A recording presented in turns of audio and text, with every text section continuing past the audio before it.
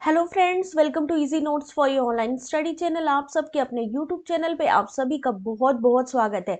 Friends, यहाँ पर आज हम लोग 12 जुलाई 2022 का जो क्वेश्चन पेपर है उसको सॉल्व करने जा रहे हैं। लेटेस्ट क्वेश्चन पेपर है ये। 12 जुलाई को आपका एग्जाम हुआ होगा। शिफ्ट 1 में जो क्वेश्चन पूछे गए वो यहाँ पर हम आपको बताने वाले हैं। यहाँ पर ना सिर्फ आपको क्वेश्चन देखने को मिलने वाला है, यहाँ पर क्वेश्चन विद आंसर भी आपको मिलेगा। तो चलिए स्टार्ट करते हैं, प्रैक्टिस करते हैं। जो लेटेस्ट क्वेश्चन पेपर है, सबसे इंपॉर्टेंट क्या रहता है, लेटेस्ट क्वेश्चन पेपर आना। तो यहाँ पर हमारे सामने लेटेस्ट क्वेश्चन पेपर है 12 जुलाई का, इसी साल का ये क्वेश्चन पेपर। तो चलिए स्टार्ट करते हैं जल्दी से। सब लोग वीडियो को स्टार्ट करने से पहले जल्दी से वीडियो को एक लाइक जरूर कर देंगे। तो विक्रांत, अंबिका, विजय, शिबा, रीमा, चक, शमशीदा, हिंदी सागर, शमशीदा, राधा, अंबिका, स्टार्ट करते हैं आज की बहुत ही इंपॉर्टेंट क्लास को, क्योंकि ये क्वेश्चन पेपर किसी के पास भी अवेलेबल नहीं है। और है क्या, इतनी जल्दी एग्जाम आ रहे हैं तो डेफिनेटली यहां से आपके क्वेश्चंस आएंगे ही आएंगे। सबसे पहले ये लोग क्या करते हैं, आपका टाइम ज्यादा कंज्यूम हो, आपका टाइम ज्यादा यूज हो, उसकी वजह से क्या कर देते हैं, सबसे पहले आपको डेटा इंटरप्रिटेशन के क्वेश्चन जो होते हैं उसको डाल देते हैं आपकी क्वेश्चन पेपर में सबसे पहले। तो सब लोग क्या करते हैं कि क्वेश्चन पेपर में जब देखते हैं डीआई के क्वेश्चन तो उसको सॉल्व करने बैठ जाते हैं। होता क्या है, एक क्वेश्चन को सॉल्व किया, दो क्वेश्चन को सॉल्व किया, करते करते अल्टीमेटली ये हो जाता है कि क्वेश्चन पेपर आपको समझ ही नहीं आता, टाइम ही निकल जाता है, इतना ज्यादा डिस्टरबेंस हो जाती है। तो यहाँ पर आपको एक चीज ध्यान रखनी है, आपको क्वेश्चन पेपर में पहले आप एक क्वेश्चन पेपर को सॉल्व करके देखिए। अगर आपको लगता है कि प्रॉपर दिख रहा है, आप लोगों को सबको सबको प्रॉपर दिख रहा है तो एक बार थम्स अप करो, स्टार्ट करें। पहला क्वेश्चन आप लोगों के सामने।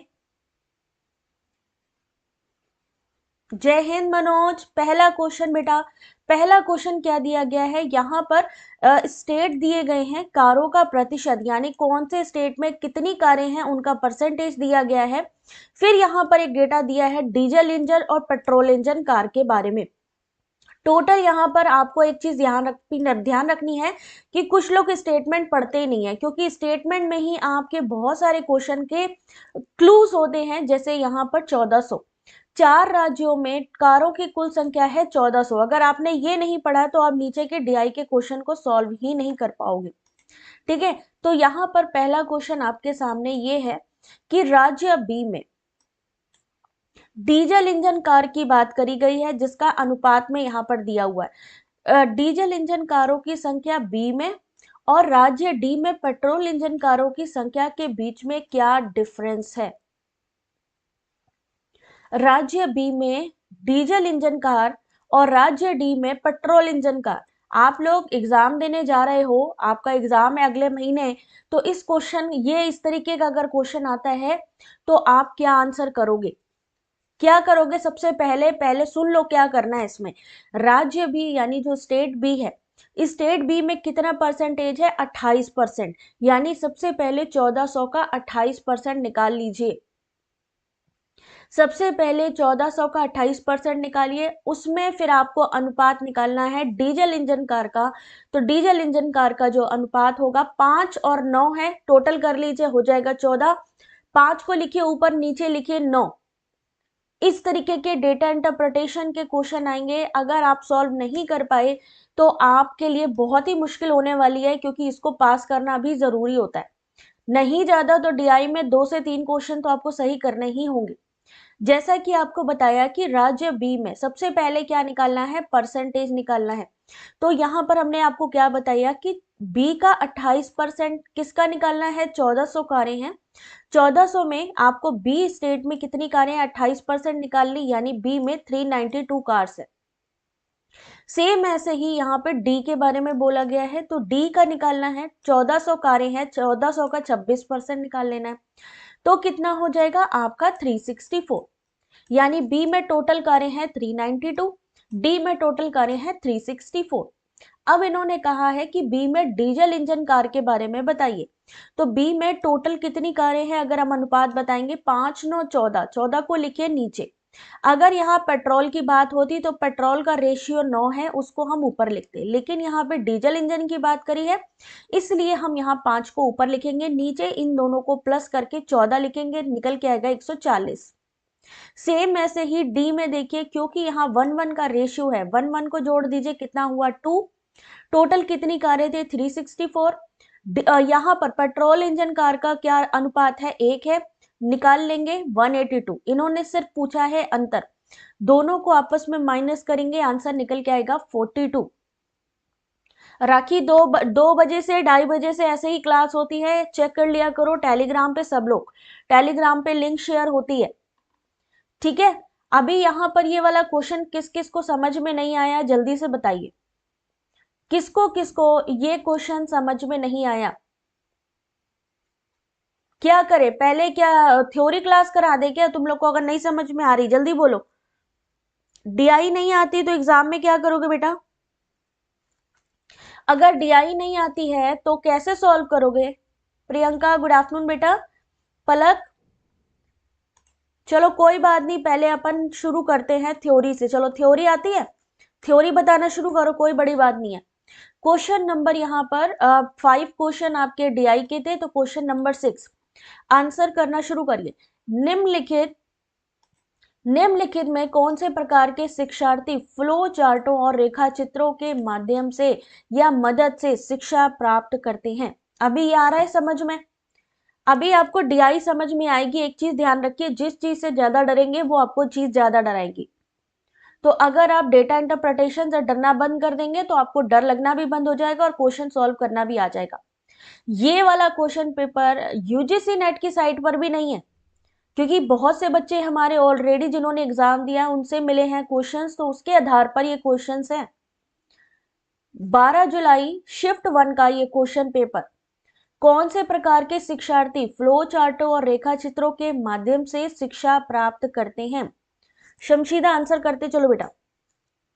ऑप्शन नंबर बी, अगर हम बात करें फ्लो चार्ट और रेखा चित्र, ये क्या होते हैं, दिखते हैं, यानी क्या होते हैं, दृश्यात्मक होते हैं। दृश्यात्मक में क्या क्या चीजें आती हैं, ध्यान रखिएगा। चार्ट, मैप, ग्राफ, रेखा चित्र जो विजुअल जिसमें दिखाई देता है। श्रवण संबंधी क्या होता है, जो सुनाई देता है। स्पर्श संबंधी जैसे कि मान लो, जैसे कभी कभी वो लोग क्ले का यूज करते हैं, है ना। परिपाटी अधिगम जिसमें कि व्यक्ति विद्यार्थी दोहराव की विधि अपनाता है। Visual learners prefer to take information using chart. Visual chart में आपको जो जानकारी है दिखती है, मैप में दिखती है, ग्राफ में दिखती है, डायग्राम में। मैप होता है, कभी कभी आपने देखा होगा, आपसे जब छोटे थे तो आपसे पूछा जाता था इंडिया के बारे में पूरी मैप में, है ना, तो क्योंकि उसमें आपको दिखा करके कोई चीज आपको समझाई जाती है।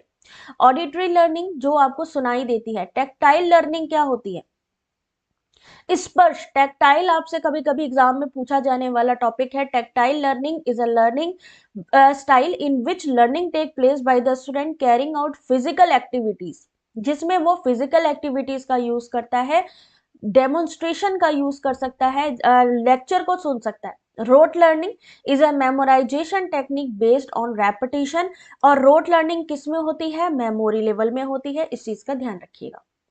क्वेश्चन नंबर 7 आपके सामने, क्वेश्चन नंबर 7 आपके सामने, थोड़ा सा यहां देख लीजिए, कॉन्सेप्ट दिए हैं और उनके मेन प्रोपोनेंट दिए गए हैं, यानी कि किसने क्या कहा है। मनोज एक बारी वीडियो की क्वालिटी एनहेंस कर लो बेटा। निधि ध्यान से देखिए यहां पर इस क्वेश्चन को।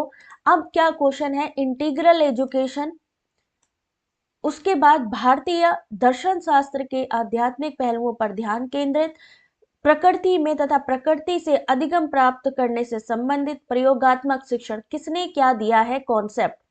जॉन डुई का आपको पता होना चाहिए, अरविंदो पता होना चाहिए, सर्वपल्ली राधाकृष्णन और रविन्द्रनाथ टैगोर, और नीचे यहां पर इनके दिए गए हैं ऑप्शंस। नीचे ऑप्शंस दिए गए हैं इस क्वेश्चन के, ये मैचिंग है और इस मैचिंग का सही आंसर क्या होगा, ऑप्शन नंबर डी होगा। ध्यान रखिए ये वाला क्वेश्चन आपका एग्जाम में दोबारा फिर से पूछा जा सकता है। इंटीग्रल एजुकेशन किसके द्वारा दी गई, अरबिंदो के द्वारा दी गई। सर्वपल्ली राधाकृष्णन ने किस पे फोकस किया, spiritual aspect of Indian philosophy पे रविन्द्रनाथ टैगोर ने क्या किया, concept learning to take place in nature and from nature. यहाँ पर रविन्द्रनाथ प्रकृति का जो, अगर हम प्रकृति से रिलेटेड कोई कॉन्सेप्ट आ जाए तो डायरेक्टली रविन्द्रनाथ टैगोर पे करना है। जॉन डीवी किसके लिए है, एक्सपेरिमेंटल लर्निंग के लिए है। यहाँ पर इस चीज को बहुत ध्यान रखना है। हिंदी में देखिए, चाहे हिंदी में ये कॉन्सेप्ट आते हैं, स्टेटमेंट में भी आ सकते हैं कि अंतर्भूत शिक्षण किसने दिया, अरविंदो ने दिया। प्रयोगात्मक शिक्षण जॉन डीवी ने दिया। भारतीय दर्शन शास्त्र सर्वपल्ली राधाकृष्णन। और प्रकृति का जो कॉन्सेप्ट है रविन्द्रनाथ टैगोर। ठीक है, फिर नेक्स्ट क्वेश्चन आपके सामने, क्वेश्चन नंबर 8। क्वेश्चन नंबर 8 जो नहीं देखेगा ना, अभी ये जो इतना इंपॉर्टेंट क्लास चल रही है, जिसका कि आपको कहीं पीडीएफ भी नहीं मिल रहा है, कहीं पर भी इवन क्वेश्चन पेपर ही नहीं है, वो चीज अगर आपको सॉल्व कराई जा रही है, और अगर जो लोग सॉल्व नहीं करेंगे उनके लिए सोचिए कितनी डिफिकल्टी आने वाली है एग्जाम में, क्योंकि उनको पता ही नहीं होगा कि एग्जाम में क्या क्या पूछा जा रहा है इस समय। जल्दी से इस क्वेश्चन का आंसर करिए। एक कक्षा में शिक्षार्थियों के व्यक्तिगत अंतरों को चिन्हित करने के लिए शिक्षक द्वारा निम्नलिखित में से किसका प्रयोग किया जा रहा है, किया जाता है। क्वेश्चन नंबर 8 आपके सामने। सबमिटिव असेसमेंट और फॉर्मेटिव असेसमेंट के बीच में आपका क्या पूछा जाता है, डिफरेंस। डायग्नोस्टिक पीयर असेसमेंट के बीच में भी आपका क्या पूछा जाता है, डिफरेंस पूछा जाता है। तो अगर आपको ये नहीं आएगा ना तो फिर एग्जाम में डिफिकल्टी होगी, इसलिए चारों को पढ़ना है आपको। पीयर असेसमेंट आपका पूछा गया हर बार। Question number 8 option number B, formative assessment. Formative assessment is used to identify individual difference, जहां पर शिक्षार्थियों के व्यक्तिगत अंतरों का पता लगाया जाए, चिन्हित किया जाए, किसके द्वारा, आपके टीचर के द्वारा। The success at learning depend on the teaching learning process in which evaluation it is also known as formative assessment. इसे रचनात्मक निर्माणात्मक मूल्यांकन भी कहते हैं। अधिगम की सफलता शिक्षण अधिगम प्रक्रिया पर निर्भर करती है। इसे रूपदेय मूल्यांकन भी कहा जाता है। इसे मूल्यांकन के नाम से भी जाना जाता है। मूल्यांकन में अध्ययन अध्यापन प्रक्रिया सम्मिलित होती है।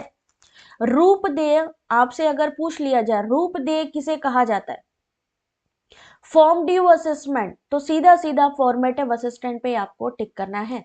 क्वेश्चन नंबर 9 आपके सामने, आंसर करना शुरू करिए। एग्जाम की तैयारी कर रहे हो ना, पीयर एक्सप्लेनेशन क्या होगा, पीयर सहयोगी एक तरीके से आप कह सकते हो। नेक्स्ट क्वेश्चन आपके सामने, जल्दी से आंसर करिए इस क्वेश्चन का। गैर तकनीकी स्नातकोत्तर पाठ्यक्रम के लिए ई पीजी पाठशाला परियोजना के अंतर्गत सृजित ई कंटेंट को किसके द्वारा वेब पर डाला जाता है।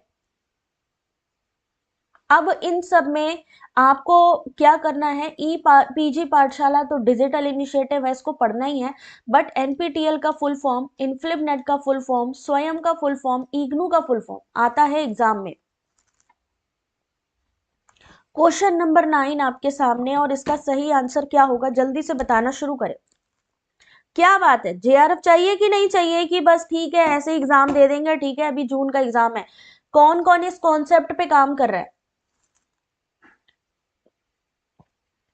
ई पीजी पाठशाला परियोजना के अंतर्गत जो ई कंटेंट होता है उसे कौन वेब पर डालता है। ऑप्शन नंबर बी बिल्कुल सही है आप लोगों का, इनफ्लिबनेट। थोड़ा डिटेल पढ़ते जाइए क्योंकि आपकी थ्योरी भी यहाँ पे कवर हो रही है। The e content generated under e PG Pathshala project for non technical post graduate courses in hosted on web by INFLIBNET. NPTEL क्या है, is the national programme for technology enhance learning. Full form इसका is a joint initiative from IITs and IISc to offer online courses and certification in a various topic. What is Swayam? Swayam is a program initiated by the government of India and designed to achieve the three cardinal. कौन कौन से इसके principal है स्वयं के, जल्दी बताइए। स्वयं कितने सिद्धांत पे आधारित है। सतीश गुड आफ्टरनून बेटा, 12 जुलाई का शिफ्ट 1 का ये क्वेश्चन पेपर है, अभी जो एग्जाम हुआ है आपका 3 महीने पहले। स्वयं के 3 सिद्धांत, 3 प्रिंसिपल होते हैं, एक्सेस, इक्विटी एंड क्वालिटी। पूछा जाएगा एग्जाम में। Indira Gandhi national open university IGNOU का फुल फॉर्म है। स्टैब्लिश कब स्टैब्लिश हुआ था? 1985 में by an act of parliament. किसके लिए? An inclusive knowledge society through inclusive education, समावेशी शिक्षा के लिए। हिंदी में इंग्लिश में दोनों में देखिए। गैर तकनीकी स्नातकोत्तर पाठ्यक्रमों के लिए पीजी पाठशाला का जो कंटेंट है इनफ्लिप नेट द्वारा दिया जाता है। एनपीटीएल एक राष्ट्रीय कार्यक्रम है जो आईआईटी आईआईएससी द्वारा संयुक्त रूप से चलाया जाता है और इसके अंतर्गत विभिन्न विषयों के ऑनलाइन कोर्सेज और प्रमाण पत्र दिए जाते हैं। Access, equity and quality. चलिए नेक्स्ट क्वेश्चन देखिए। नॉट एन इफेक्टिव डोमेन, निम्नलिखित में से कौन भावनात्मक। अभी एक बात बताओ, आपको साइकोमोटर पता होगा, आपको जो है अफेक्टिव डोमेन पता होगा, कॉग्निटिव डोमेन पता होगा, ये किसके द्वारा दिया गया जल्दी से बताइए।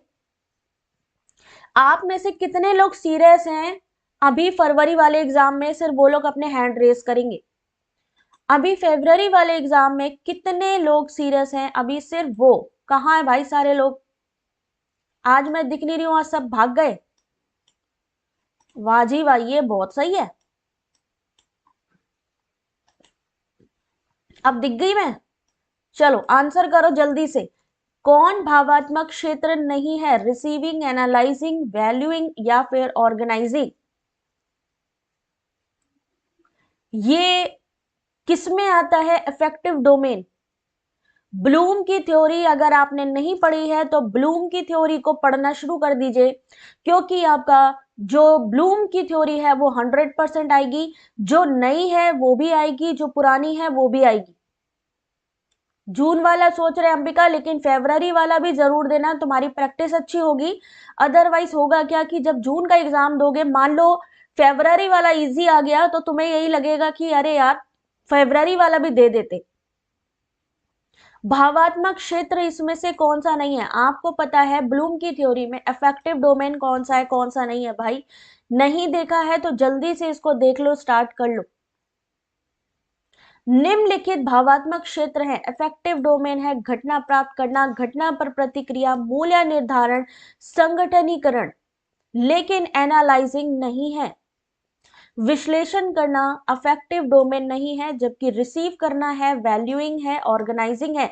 ब्लूम की जो थ्योरी है उसमें, ब्लूम की थ्योरी बेटा ऑलरेडी टेलीग्राम पर मिलेगी, उसके अलावा हमारी वेबसाइट पर चेक करो, सारी की सारी थ्योरीज अवेलेबल है। ब्लूम की थ्योरी उठा के देखिए, दो तरीके की थ्योरी थी, एक जो उसने दी एक ओल्ड थ्योरी है और एक उसने जो रेक्टिफाई की वो न्यू थ्योरी है। तो ये लोग क्या करते हैं, उसमें से भी क्वेश्चन डालते हैं कि डोमेन में हाई लेवल पे कौन है, लो लेवल पे कौन है। ठीक है, तो ये चीजें आपको थोड़ा पढ़ना पड़ेगा, अभी मैं बता भी देती हूँ कैसे पढ़ना है। ठीक है, अफेक्टिव डोमेन में क्या आता है? रिसीविंग आती है, रिस्पॉन्डिंग आती है, वैल्यूइंग आती है, ऑर्गेनाइजिंग आती है, कैरेक्टराइजिंग आती है। किसमें आती है? Bloom taxonomy.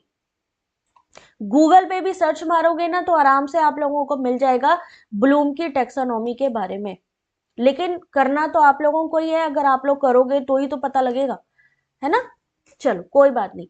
अब नेक्स्ट क्वेश्चन आपके सामने, लेवल देखिए एग्जाम का। अभी जो लेटेस्ट एग्जाम हुआ है उसकी बात हो रही है यहाँ पे। अब इस क्वेश्चन का आंसर क्या होगा जल्दी से बताइए।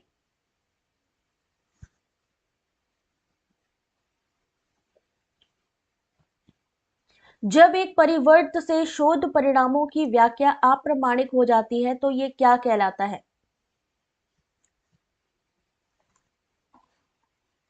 क्या कहलाता है? Control variable, external variable, conflicting variable या कंफाउंडिंग वेरिएबल। अब वेरिएबल्स के बारे में आप लोग पढ़ते हो, बट क्या होता है कि जनरली कंट्रोल और एक्सटर्नल वेरिएबल या कन्फ्लिक्टिंग या कंफाउंडिंग वेरिएबल, इनके बीच में डिफरेंस आपसे पूछ लिया जाता है, तो ये चीज आपको तैयार करनी है। आपने वेरिएबल को सर्च करना है। When a variable leads to a spurious interpretation of research result, it is called option option number D confounding variable. जब एक परिवर्त से शोध परिणामों की व्याख्या अप्रामाणिक होती है तो ये भ्रामक होते हैं।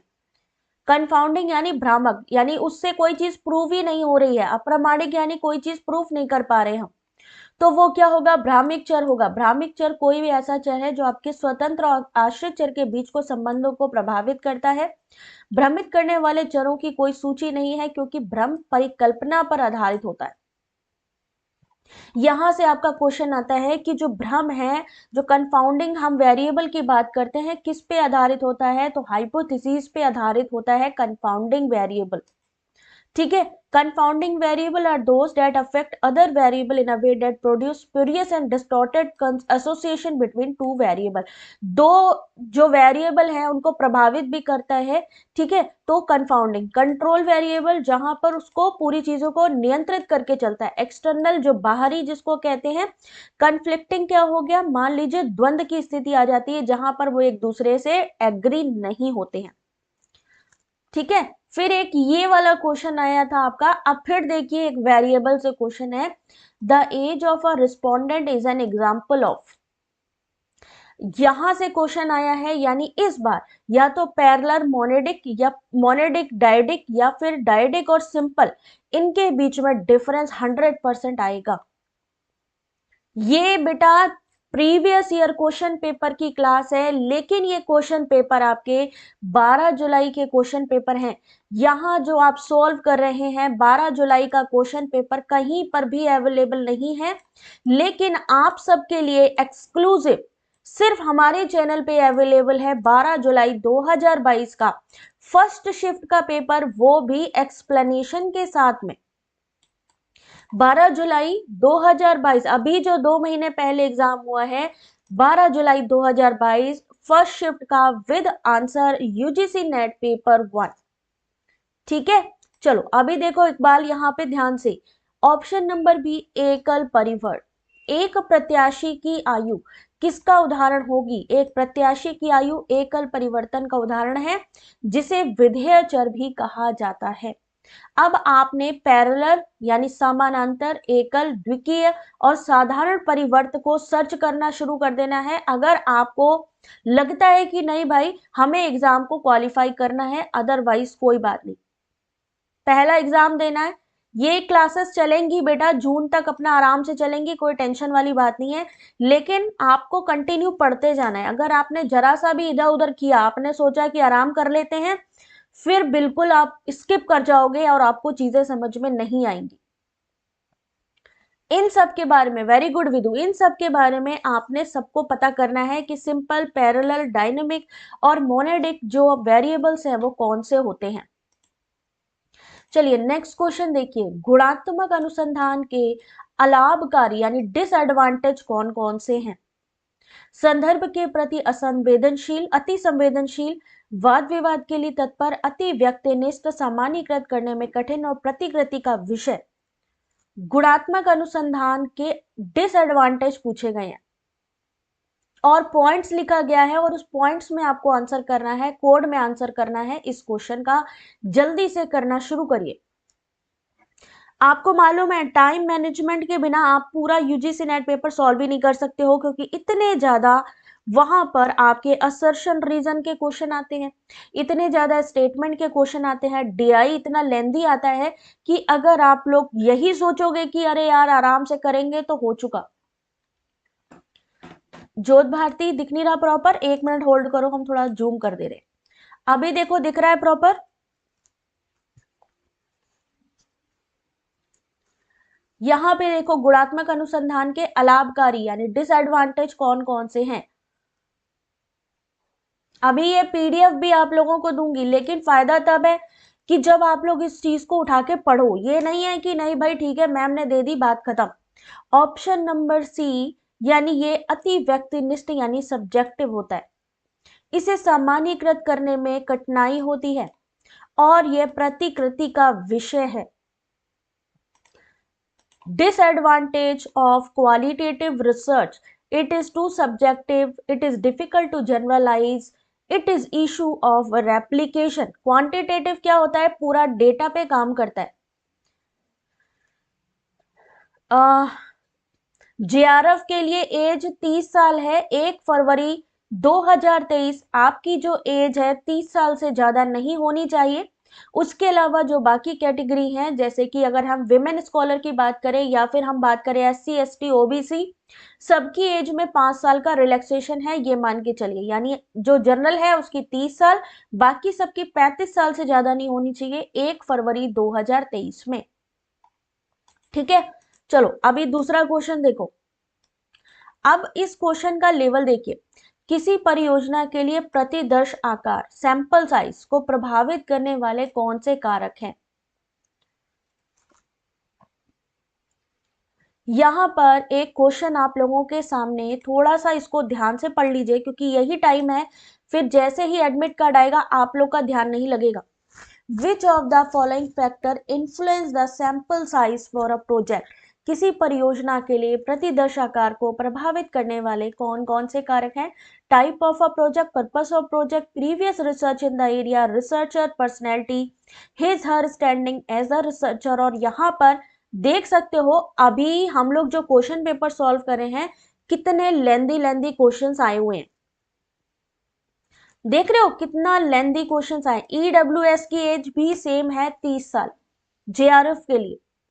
तो यहां सही आंसर है option number A, type of project, purpose of project और previous research in the area.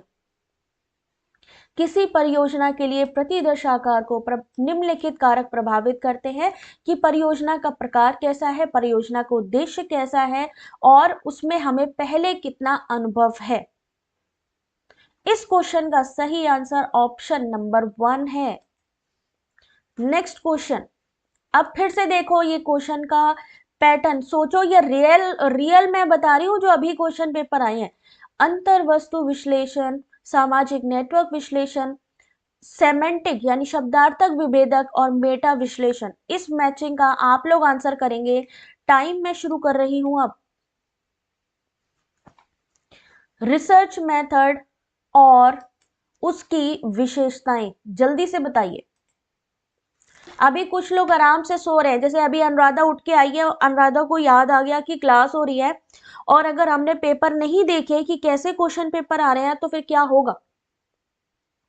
ये मैं अपनी तरफ से मैंने इसमें एक भी क्वेश्चन नहीं डाला है। जेआरएफ के लिए है फेब, यस जेआरएफ। देखो बेटा, नेट और जेआरएफ दोनों का एग्जाम एक साथ होता है, आपको अलग अलग एग्जाम देने की जरूरत नहीं है। जूम कर दें, लो अभी हम जूम भी कर दे रहे हैं, कोई टेंशन नहीं है अपने को। इसका आंसर आप लोग बताएंगे क्योंकि इससे मुझे पता लगेगा कि आप लोगों की कितनी तैयारी है। कंटेंट एनालिसिस मैंने कल आप लोगों को बताया है क्या है। Content analysis, social network analysis, semantic differential या मेटा एनालिसिस। उमेश देखो बेटा मैंने जूम कर दिया।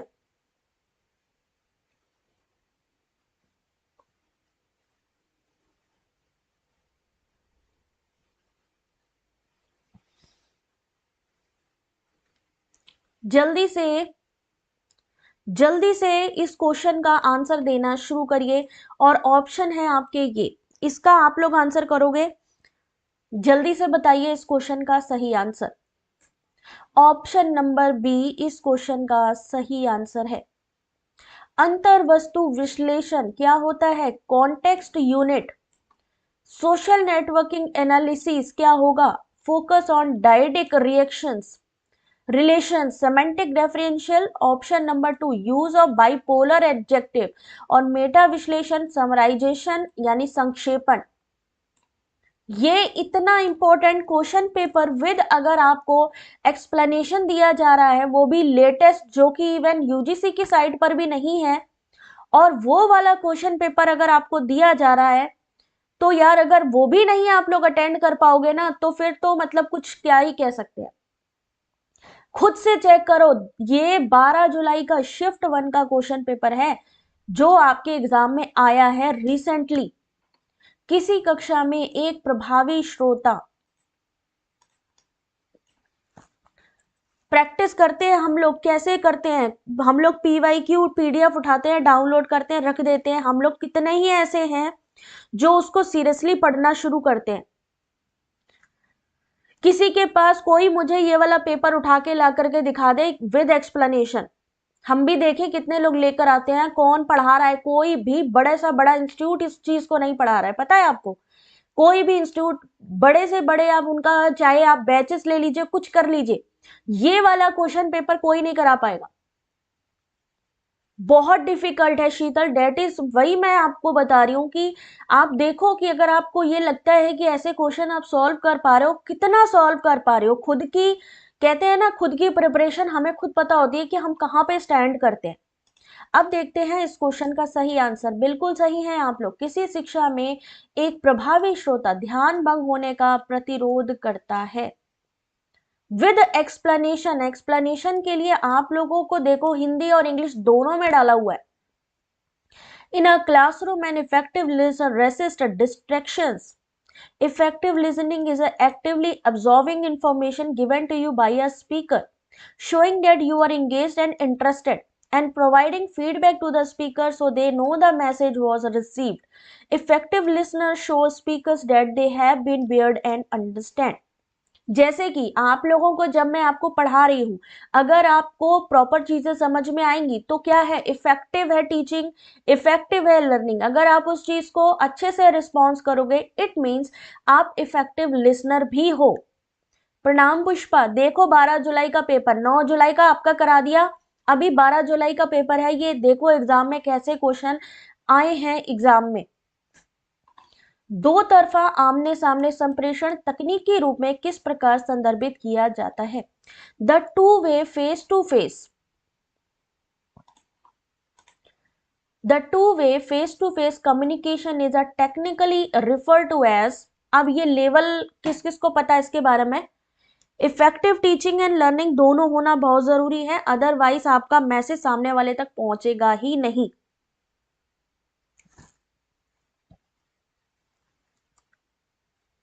Thank you विदु।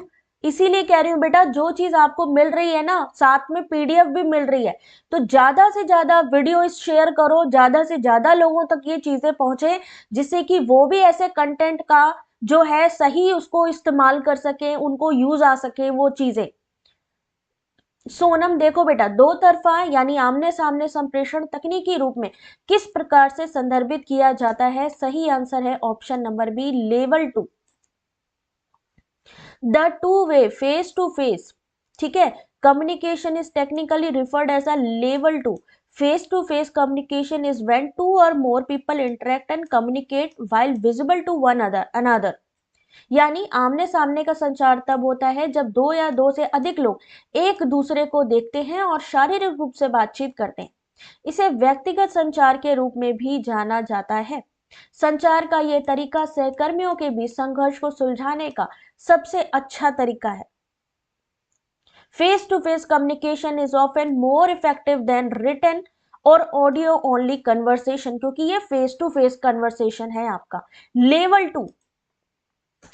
नेक्स्ट क्वेश्चन आपके सामने, आंसर करना शुरू करिए। कौन से चर संप्रेषण के परिप्रेक्ष्य में एक संस्कृति से अन्य संस्कृति का भेद करते हैं। पार्वती आंसर करो बेटा इस क्वेश्चन का। Thank you Aarti. Huma answer करो, पवन, सतेंद्री, मनोहरन, बेटा क्वेश्चन आ गया। खुशबू, ये आपका लेटेस्ट क्वेश्चन पेपर है जो कहीं नहीं मिलेगा, विद यहाँ एक्सप्लेनेशन आपको प्रोवाइड किया जा रहा है, तो प्लीज एक लाइक तो जरूर बनता है आप लोगों की तरफ से, और जो भी आपके ग्रुप्स हैं, जहां पर भी आपके फ्रेंड्स हैं, वहां इसको शेयर जरूर करो। चलो देखते हैं इस क्वेश्चन का जल्दी से आंसर क्या होगा। Learning skill, time sense, level of gratuity या लेवल ऑफ ऑनेस्टी, आपको आंसर यहां से बताना है। ये जो है ना मेन कोड यहां पे है आपका। करेक्ट आंसर क्या होगा, ऑप्शन नंबर ए और बी, यानी लर्निंग स्किल और टाइम सेंस।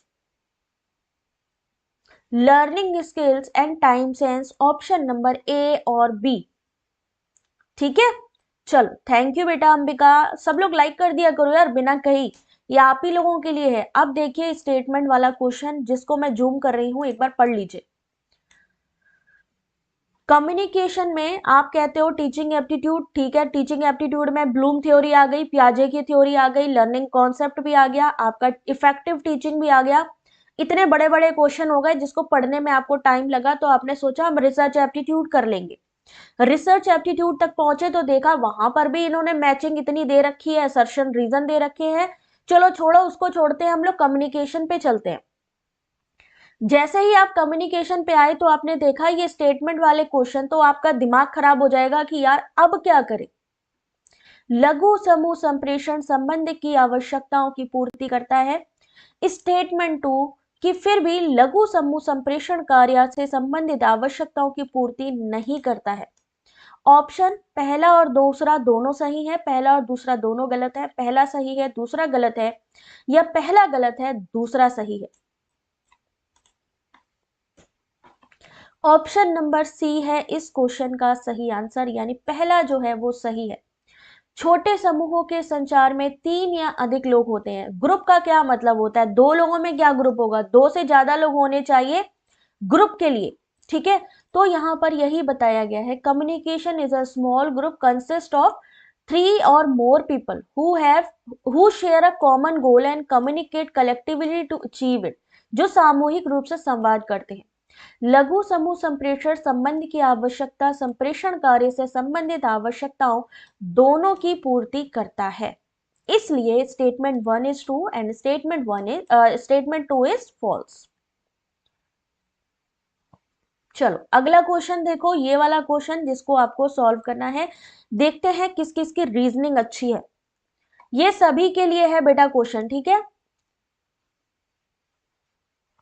खुशबू डेफिनेटली बेटा दिसंबर वाला फॉर्म फिल कर दीजिए, क्योंकि अगर मान लीजिए अभी आप दिसंबर वाला फरवरी वाला दे रहे हो, ठीक है, फरवरी के बाद में मान लीजिए कोरोना का टाइम चल रहा है, सभी को पता है, मान लीजिए एग्जाम आगे पोस्टपोन हो गया तो आपका चांस मिस हो जाएगा, फिर आपको वेट करना पड़ेगा अक्टूबर नवंबर तक की।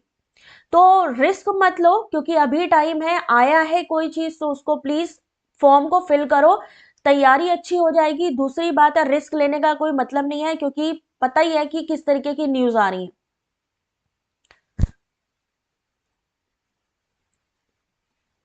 चलो आंसर करो, 4, 6, 12, 14, 28, 30। सोनम बच्चे आप देखो, जो हमारा वीडियो है इसके डिस्क्रिप्शन पे बेटा सारी लिंक दी हुई है, अभी मैं शेयर भी कर दूंगी। बाकी जो चैनल है ना, चैनल के अबाउट सेक्शन पे आप सब लोग देखा करो, वहां पे WhatsApp group, Telegram group, website की लिंक जहां पर पूरा कंटेंट अवेलेबल है वो सब मिलता है। चलो देखते हैं इसका सही आंसर। सही आंसर है ऑप्शन नंबर डी। क्यों है ऑप्शन नंबर डी इसका सही आंसर? सबसे पहले गैप देखा करिए कि इसके बीच में जो गैप है वो क्या है। 4, 6, 12, 14, 28, 30 के बाद क्या आएगा? तो क्या हो रहा है, +2 हो रहा है, 4 में 2 को जोड़िए 6 हो जाएगा। 6 के बाद अगर 12 आ रहा है यानी उसको मल्टीप्लाई किया गया, 6 दूनी 12, 12 में फिर 2 को जोड़ दिया 14, 14 में फिर से 2 को मल्टीप्लाई किया यानी +2 और मल्टीप्लाई बाई 2, ये हो रहा है इस वाली रीजनिंग में। बहुत इजी रीजनिंग थी। अभी इस वाली रीजनिंग का आंसर करो जल्दी से, प्रैक्टिस कर रहे हैं आप लोग, ये समझिए जितनी देर आप लोग क्लास में हैं उतनी देर उस चीज को अच्छे से यूटिलाइज करिए, ताकि जिससे आपको दोबारा आपको ये सब चीजें पढ़ने की जरूरत ना पड़े। सिंपल सी तो चीज ये है। आंसर करिए बेटा अब इस क्वेश्चन का। बहुत आसान सा क्वेश्चन है कि अगर किसी कोड में ओ को ई लिखा जाता है, ए को सी लिखा जाता है, एम को आई, एस को ओ, एन को पी, ई को एम, आई को ए, पी को एन, सी को एस लिखा जाता है, तो कंपेनियन को कैसे लिखा जाएगा? कौन आंसर करेगा? जल्दी से इस क्वेश्चन का आंसर बताइए, जल्दी से इस क्वेश्चन का आंसर बताइए। साथ ही गाइस आप सब लोगों को आज एक सुबह मैंने गुड न्यूज दी थी कि दिसंबर वाला एग्जाम जो है उसका जो पासिंग स्लॉट है 6% डाल दिया गया है। यानी आपको दिसंबर साइकिल का जो फरवरी एग्जाम है 6% का आपको जो है आप पासिंग स्लॉट मिलेगा। सेम ऐसे ही जून एग्जाम होगा, उसका पासिंग स्लॉट भी 6% मिलने की उम्मीद है। अगर ये दोनों एग्जाम टाइम से होते हैं तो दिसंबर वाला एग्जाम जो है उसका भी 6% रहेगा। तो टोटल इस बार आपके ज्यादा से ज्यादा कैंडिडेट क्वालिफाई होने के चांसेस होंगे। आपको एक वीडियो मैंने आज सुबह ही जो है लॉन्च किया था, आप लोगों ने आई होप देखा हो। इस बार दिसंबर वाला नहीं तो ये लोगों ने क्या किया था, जितनी साइकिलें मर्ज करी थी उसमें 6% का ही क्राइटेरिया दिया था, बट अभी दिसंबर का 6% देख के मुझे बहुत खुशी हुई। साथ ही दूसरी खुशी ये है कि आपके चैनल ने अभी अभी 70 के सब्सक्राइबर क्रॉस कर लिए हैं। आप सभी को बहुत बहुत थैंक यू, क्योंकि आपकी वजह से अभी के अभी अभी अभी जस्ट मैं चेक कर रही हूं 70,000 सब्सक्राइबर कंप्लीट हो गए हैं आपके इस चैनल पे। तो आप सभी को congratulations, thank you all of you. ठीक है, चलो देखते हैं इसका सही आंसर। ऑप्शन नंबर 1 दिया गया है इसका सही आंसर। अब देखिए कि वन किस किसने यहां पर दिया है आंसर। मनोज देखा है ना तुमने, चलो वेरी गुड। ये कैसे पता करते हैं कि कौन सा आना है, नंबर आएगा। 6% स्लॉट बेटा क्या होता है कि जब आपका जो पास करते हैं ना जेआरएफ और नेट क्वालिफाई करने के लिए मेरिट बनती है, और उस मेरिट में 6% बच्चों को क्वालिफाई कराया जाता है। थैंक यू विजय, आप सभी को कॉन्ग्रेचुलेशन, क्योंकि ये आपका चैनल है, आप लोगों की मेहनत है जो आप लोगों ने इतना सपोर्ट किया। ठीक है, तो 6% पास होगा यहाँ पे। एंड नेट के बाद वाला नहीं, अभी नेट में आपका जो क्वालिफाई होगा बेटा वो 6% पे होगा। यानी जितने भी पार्टिसिपेंट हैं, जितने भी मान लीजिए 10 लाख बच्चों ने फिल किया है, तो 10 लाख में ये लोग 6% बच्चों को ही क्वालिफाई कराएंगे। 6% में 3 से 4% होगा असिस्टेंट प्रोफेसर का, और 1 से 2% होगा आपका जेआरएफ का कट ऑफ। जेआरएफ 1 से 2% जाएगा, टोटल 6% बच्चे को यहाँ पे क्वालिफाई किया जाएगा। थैंक यू गाइस, आप सबको ही कॉन्ग्रेचुलेशन मेरी तरफ से। 120 पे क्लियर होता है, 120 पे क्लियर नहीं होता है। इस समय क्या है, हर एक के सब्जेक्ट के अकॉर्डिंग रहता है आपकी, ठीक है, हर एक के सब्जेक्ट के अकॉर्डिंग ही 6% रहता है। जैसे इकोनॉमिक्स है तो इकोनॉमिक्स का भी 6% देखेंगे, हिंदी का भी 6%, ओवरऑल 6% पे जाता है आपका रिजल्ट।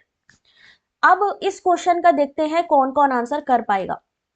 बहुत आसान क्वेश्चन है और आई होप आप लोग इसका आंसर कर लोगे।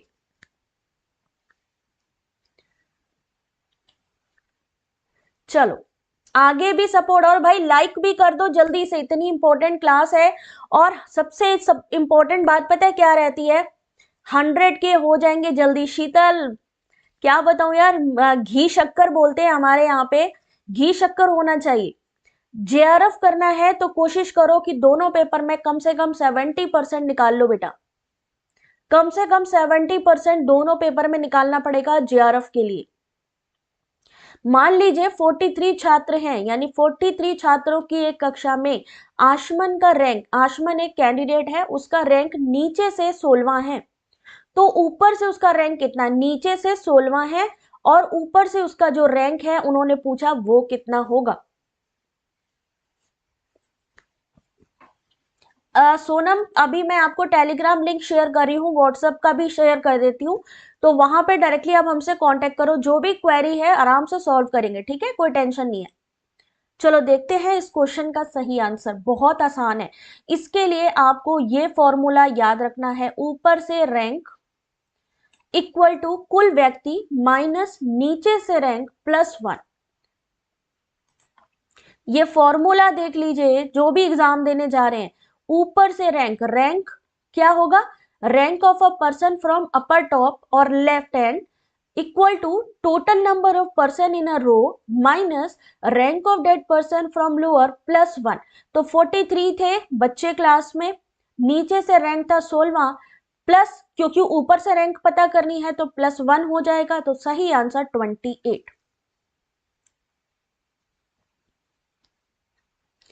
ठीक है, ये बेटा आप समझ ही नहीं रहे हो, फिर आप तैयारी की बात कर रहे हो ना, ये तैयारी ही है। ये जेआरएफ की तैयारी है, क्योंकि ये पीवाईक्यू जो आपको इतने लेटेस्ट में आपको प्रोवाइड कर रही हूँ, किसके लिए, कि इन केस अगर इससे मिलता जुलता क्वेश्चन आ जाए तो कम से कम तुम लोग सॉल्व कर पाओ। काय को इतनी मेहनत चल रही है, आप लोगों के लिए ही तो चल रही है इतनी मेहनत। चलो इस क्वेश्चन का जल्दी से आंसर करो। और सबसे अच्छी बात है, आपके हर क्वेश्चन का सॉल्यूशन है यहाँ पे। ये नहीं है कि नहीं भाई हमने पढ़ाया निकल गए। एक पाइप पानी के टैंक को दूसरे पाइप से तिगुना यानी 3 गुना तेजी से भर सकता है। यदि दोनों पाइपों का प्रयोग इकट्ठे कर दिया जाए, यानी दोनों एक साथ ओपन कर दिए जाएं, तो टैंक को 36 मिनट में भरा जाएगा। अकेला धीमी गति वाला पाइप टैंक को भरने में कितना समय लगाएगा? ठीक है, अभी इस क्वेश्चन का सही आंसर देखो। कुछ के क्वेश्चन पेपर 2 के ऑलरेडी साइट पे है, तो साइट से डाउनलोड कर लो। क्या करना है, यहाँ पे आपको इस तरीके का फॉर्मूला लगाना है। क्या लगाना है, consider the faster pipe A can fill the tank in x minute then slower pipe B. यानी पहला हमने टैंक ले लिया, फिर दूसरा ले लिया जो तिगुना, मतलब एक है धीमी स्पीड वाला, एक है तेज स्पीड वाला। दूसरे से तेज स्पीड कितनी है, 3 गुना, तो 1/x प्लस 1/3x यानी तिगुना इक्वल टू कितने सेकंड में भरेंगे, अगर कितने मिनटों में भरेंगे, 1/36 यानी 36 निकाल लिया। इसको डायरेक्टली हमने निकाल लिया। इस तरीके से पूरा का पूरा फॉर्मूला प्लस यहाँ पर एक्सप्लेनेशन है, इसको पढ़ लोगे तो आराम से। राजवीर क्या हुआ, व्हाट्सएप राजवीर डायरेक्टली ज्वाइन कर सकते हो आप इस समय। मैंने व्हाट्सएप की भी आप लोगों को लिंक प्रोवाइड की हुई है। कुछ पॉइंट से रुक गया, अब की नहीं रुकना चाहिए गुंजा, ठीक है। थैंक यू शीतल। ठीक है, तो यहाँ पर एक्सप्लेनेशन के साथ में बेटा आप लोगों को पूरा का पूरा पीडीएफ दिया जा रहा है, वेबसाइट पर ही अपलोड करूंगी मैं इसको। अभी देखो नेक्स्ट क्वेश्चन जल्दी से, अभी डीआई तो तुम लोग बीच में छोड़ के आ गए। एक फुटकर विक्रेता ने 40 पेन को थोक विक्रेता से 36 पेन के अंकित भाव पर खरीदा। यदि वह इन पेन को 1% बट्टे यानी छूट पर बेचता है तो उसका लाभ प्रतिशत क्या होगा? गुड आफ्टरनून श्रद्धा, लिंक आपको अभी मैं प्रोवाइड करती हूँ बेटा। Net cut off subject wise Telegram पे बेटा चेक करिए, टेलीग्राम पे सारी की सारी कट ऑफ डली हुई है। इसको सॉल्व करिए, जो भी मैथ्स में मास्टर हैं जरा एक बारी यहाँ पर मैं लिंक शेयर कर दे रही हूँ। जो लोग भी, जिनको भी लगता है मैथ्स अच्छी है, क्योंकि कई लोग होते हैं मैथ्स में बहुत अच्छे होते हैं, तो उनको क्या करना है, उनको यहाँ पर ध्यान देना है। 108 निकला था आपका, कोई बात नहीं, 1 मिनट रुकिए जरा सा, मैं आपको जल्दी आंसर करो, तब तक मैं व्हाट्सएप का लिंक शेयर कर रही हूं पहले। गुड नून काजोल, पॉलिटिक्स की भी क्लास लगाओ। सुरजीत, बच्चे मैं क्या क्या लगा लूं क्लास बात तो ये है। हाँ 1 मिनट रुको जरा सा, पहले मैं शेयर कर दूं आप लोगों को। ये लो मैं लिंक शेयर कर रही हूँ, यहाँ पर मैं टेलीग्राम की लिंक भी दूंगी, अभी मैं व्हाट्सएप की लिंक दे रही हूँ। इस पे क्लिक करो और डायरेक्टली हमारे साथ ज्वाइन हो सकते हो। कोई भी क्वेरी होती है, ऑलरेडी हमारे बहुत से बच्चे हैं यहाँ पे, वो भी आपको हेल्प करेंगे। ये लीजिए, बाकी पीडीएफ के लिए आपको क्या करना है, टेलीग्राम की लिंक अभी शेयर करूंगी, पीडीएफ सारे टेलीग्राम पे और साइट पर है। चलो इस क्वेश्चन का आंसर देखिए। लिखा है कि यदि एक पेन का विक्रय मूल्य मान लीजिए कि 100 रुपए है, 40 पेन का विक्रय मूल्य कितना हुआ, कितना हुआ यहाँ पे 40 कर दीजिए इंटू 100। अगर हमने 1% की छूट दे दी तो क्या होगा, 4000 माइनस 4000 इंटू 1/100। 1% की छूट दी यानी 1% निकाल लीजिए, कितना होगा 3960। अब 40 पेनों का लागत मूल्य जो कि 36 पेन के मूल्य के बराबर है। 36 पेन अगर मान लीजिए कीमत 100 रुपए है, 40 पेन की कीमत हो गई 4000, तो 36 पेन की हो गई 3600। तो क्या करेंगे, 3960 में 3600 को माइनस करेंगे, आएगा 360। अब इन्होंने कहा लाभ का परसेंटेज निकालने के लिए हमने क्या करना है, 360 इंटू 100 कितना था हमारा 3600, कितने मूल्य निकालना है 3600, सही आंसर आएगा 10%। इस तरीके का सॉल्यूशन करने के लिए आपको थोड़ा मैथ्स में प्रैक्टिस करनी पड़ेगी। इस तरीके के क्वेश्चन को सॉल्व करने के लिए थोड़ी मैथ्स में प्रैक्टिस एक बार पढ़ लोगे तो आराम से समझ में आ जाएगा। If the statement no birds are mammals, ये वाला क्वेश्चन यूजीसी नेट का फेवरेट क्वेश्चन है क्योंकि बहुत बार पूछा गया है, बहुत बार अनलिमिटेड पूछा गया है ये वाला क्वेश्चन। टेलीग्राम की भी शेयर कर देती हूँ लिंक, ठीक है। ध्यान से देखिए इस क्वेश्चन को, ये वाला क्वेश्चन आपके हर बार एग्जाम में पूछा जाता है। जितेन देखो बेटा, यहाँ पे जो क्वेश्चन आपके सामने है क्या आंसर होगा इसका? कोई भी पक्षी अगर स्तनधारी नहीं है तो सत्य माना गया है, तो क्या अनुमान लगाया जा सकता है? इसके लिए स्क्वायर ऑफ अपोजिशन आपको पढ़ना होगा। स्क्वायर ऑफ अपोजिशन पढ़ेंगे तो आपको समझ में आएगा। अगर स्टेटमेंट दिया है no birds are mammal is true, यानी आपका जो यूनिवर्सल निगेटिव है अगर वो ट्रू है तो स्टेटमेंट क्या होगा, यहाँ पे क्या निकल के आएगा? ऑप्शन नंबर ए सभी पक्षी स्तनधारी हैं, ये गलत है क्योंकि हमारा निगेटिव चीज सही है तो जो प्लस होगा पहले वो क्या हो जाएगा? गलत हो जाएगा। कुछ पक्षी स्तनधारी होते हैं यानी पर्टिकुलर पॉजिटिव जो है वो भी गलत हो जाएगा। कुछ पक्षी स्तनधारी नहीं होते, याद रखिए जो माइनस माइनस है, जैसे यूनिवर्सल अगर हमारा ट्रुथ सही है तो पर्टिकुलर जो हमारा पॉजिटिव है वो भी सही होगा। यूनिवर्सल निगेटिव अगर सही है तो जो पर्टिकुलर निगेटिव है प्लस प्लस के सही होने की चांस है और माइनस माइनस के सही होने के चांसेस हैं। उमेश सोशलॉजी के बेटा मैं जल्दी ही ट्राई करती हूँ, बट आप लोग टेलीग्राम ज्वाइन कर लो, वहां पर भी बच्चों की प्रैक्टिस चल रही है ऑलरेडी, ठीक है। तो याद रखना आपको AEO, ए यानी यूनिवर्सल पॉजिटिव, ई यूनिवर्सल निगेटिव, आई पर्टिकुलर पॉजिटिव और पर्टिकुलर निगेटिव, ये चार चीजें होती हैं स्क्वायर ऑफ ऑपोजिशन की, इसको पढ़ना होगा। बहुत जल्दी मैं आपको ये करवाती हूँ, ठीक है।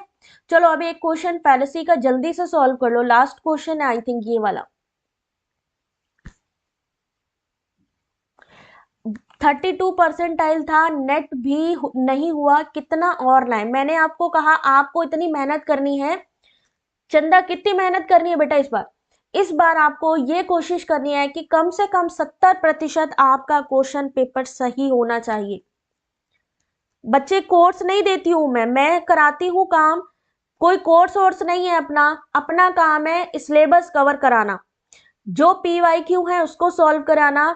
ना तो मैं अलग से कोई बैच चलाती हूँ ना कुछ करती हूँ, मैं बच्चों को पढ़ाती हूँ, जो एग्जाम आने वाला है उसकी तैयारी कराते हैं बस, अलग से कोई कोर्स वोर्स नहीं अपना। बाकी जो सपोर्ट करना चाहते हैं वो मेंबरशिप भी लेते हैं, वो उनके ऊपर डिपेंड करता है, जितना सपोर्ट करना चाहो आप कर सकते हो। चलो जल्दी से इसका एड पॉपुलम क्या है, एड होमिनम क्या है, हेस्टी जनरलाइजेशन क्या है, रेड हेरिंग क्या है? जल्द परसेंटाइल में बेटा जो आपका जो रिजल्ट जब आता है तो वो जनरलाइजेशन के बाद में आता है, तो इसका मतलब है कि आपका वो बहुत सारी चीजें देखते हैं उसके बाद में। टेलीग्राम लिंक भी मैं शेयर कर रही हूं, आप लोग ज्वाइन कर लीजिए। जनरलाइजेशन करते हैं, सामान्यीकरण करते हैं, यानी देखते हैं कितने शिफ्ट में कितने बच्चे बैठे हैं, उस सब्जेक्ट का जो कट ऑफ है वो कितना है, तो ये सारी चीजें आती है ना, तो उस वजह से क्या होता है कि उसको समझना बहुत मुश्किल है, पूरा कैलकुलेशन जाता है उसमें कितने बच्चे एग्जाम में बैठे। सी क्यों होगा? आपने सी क्यों कहा? शीघ्र सामान्यीकरण, किसी चीज को जल्दी ही वो कर लेना, मान लेना, शीघ्र सामान्यीकरण क्यों कहा? यहां क्वेश्चन दिया है कि XYZ होम फाइनेंस देश में सबसे बेहतर वित्तीय उत्पाद जो है उपलब्ध कराता है, ठीक है। XYZ एक पारिवारिक सदस्य एवं एक अच्छे मित्र के रूप में आपका अपना घर होने की आवश्यकता को पूरा करता है, यानी इसको बहुत सारे लोग मानते हैं, ठीक है। दीक्षांत हिस्ट्री का भी जो क्वेश्चन पेपर है ऑलरेडी वेबसाइट पर है, बट जैसे ही उसके आपको आंसर वगैरह मैं प्रोवाइड करती हूँ जल्दी। अर्चना क्लास की टाइमिंग 2 बजे रहती है, दोपहर में 2 सवा 2 बजे आप देख सकते हो। बाकी टेलीग्राम सब लोग ज्वाइन कर लो, जिसकी लिंक यहाँ पर चैट सेक्शन पे दी हुई है मैंने, अबाउट सेक्शन पर भी लिंक सारी दी हुई है, कोई कंफ्यूजन नहीं है। एड पॉपुलम होगा इस क्वेश्चन का सही आंसर। एड पॉपुलम का क्या मतलब होता है? जहां पूरी दुनिया जाएगी हम उस तरफ जाएंगे, यानी जिसको सब लोग एग्री करेंगे, जिस तरफ पूरी भीड़ जाएगी हम उस तरफ जाएंगे। एड पॉपुलम इस क्वेश्चन का सही आंसर है। Fallacy, ad populum, hominem, hasty generalization, red herring, ये एग्जाम में आपसे पूछे जाएंगे, याद रखिए। अब रात को मिलेंगे आप लोगों से, आप सभी से। तो जाने से पहले वीडियो को लाइक शेयर सब्सक्राइब करिए, ये वीडियो इतना इंपॉर्टेंट है। साथ ही इसकी पीडीएफ आपको मिलेगी विद एक्सप्लेनेशन। तो भाई बिना कहे लाइक कर दिया करो और शेयर किया करो सब जगह, ठीक है। तो यहाँ पर अब हम लोग क्लास को एंड करते हैं। बाकी के क्वेश्चन आपको कल करवाऊंगी मैं, इसके जो भी बचे क्वेश्चंस हैं, ठीक है, जिससे कि अच्छे से समझ आएगा। और एक चीज और आपने ध्यान रखनी है, क्या ध्यान रखनी है, यहाँ पर ये जो डीआई का क्वेश्चन आप लोग छोड़ गए थे ना अभी, ये देखिए ध्यान से। अभी अगर मैं कराऊंगी तुम लोग बेहोश हो जाओगे, तो बेहोश नहीं होना है। ये जो डीआई के क्वेश्चन है, अभी ये जो पीडीएफ है मैं प्रोवाइड करूंगी आप लोगों को, तो इन डीआई के क्वेश्चन को आप सब सॉल्व करेंगे। तो जब मैं कल आपसे ये क्वेश्चन पूछूंगी तो आपको डेटा इंटरप्रिटेशन के क्वेश्चन को सॉल्व करके आंसर बताना है। PYQ each unit of paper 1, yes definitely Abhishek मैं करती हूँ, ठीक है।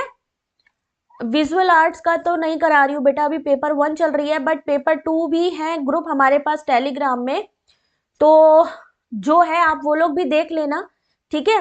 बाकी ये मैं कल करवाऊंगी आपको, एक्सप्लेनेशन अच्छे से करवाऊंगी। बाकी एक बार पढ़ लेना, क्योंकि जब एक बार पढ़ लोगे तो क्या होगा, आपको चीजें जल्दी समझ में आएंगी। तो अब मिलते हैं आपको रात को, रात की लेक्चर क्लास में। तब तक के लिए thank you very much, God bless you, thank you.